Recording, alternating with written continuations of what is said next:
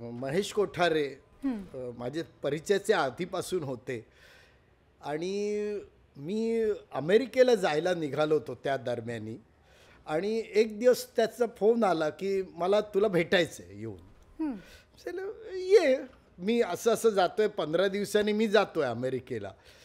आला आणि त्यांनी मला 101 रुपये दिले आणि पेढ्याची पुडी दिली, कारण मला पेढे खूप आवडतात, त्याला माहिती आहे. पेढे दिले आणि म्हणाला मी नवीन पिक्चर काढतोय आणि त्याच्यात बाहुलीचा मुख्य रोल आहे, तू करायचास, तू आता फॉरेनला चाललेला आहेस, तिथून एखादी बाहुली घेऊन ये माझ्यासाठी. मी सांगितलं बघतो. मी 2.5 महिने आम्ही गेलो होतो त्यावेळेला अमेरिकेत दोघं. तर विचार करायला लागलो.